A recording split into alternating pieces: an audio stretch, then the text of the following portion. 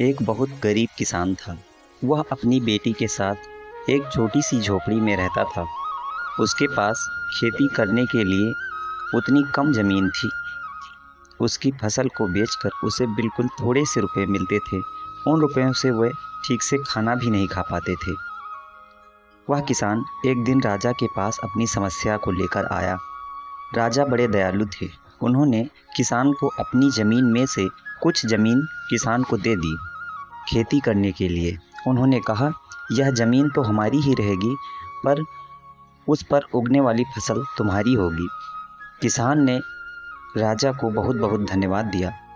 एक दिन वह खेत की जुताई कर रहा था, तभी उसका हल किसी कठोर चीज़ से टकराया। उसने वहाँ खोद कर देखा तो उसे सोने की एक ओखल मिली। किसान ईमानदार था।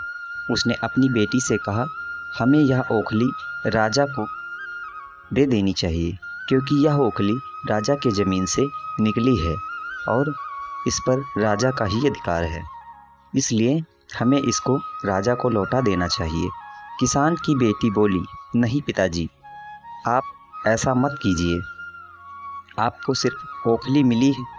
यदि राजा ने आपसे इसकी सोने की मूसल भी मांग ली तो आप क्या करेंगे? इस ओखली को अपने पास ही रखिए। लेकिन किसान को यह बात ठीक नहीं लगी। वह बोला, जो चीज़ हमें मिली ही नहीं, वह मांगने का राजा का कोई अधिकार नहीं है। वह राजा के पास ओखली लेकर पहुंचा, लेकिन दरबार में ठीक वैसा ही हुआ जैसा कि किसान की बेटी ने सोचा था। राजा ने सोचा कि किसान ने लालच बस मूसल अपने पास ही रख ली। किसान बेचारा सोने की मूसल कहाँ से ला कर देता। नतीजा यह हुआ कि किसान को जेल में डाल दिया गया। जेल में ना उसे ढंग से खाना मिलता था, ना पानी। किसान को ऐसी गलती की सज़ा मिल गई थी जो उसने की ही नहीं थी।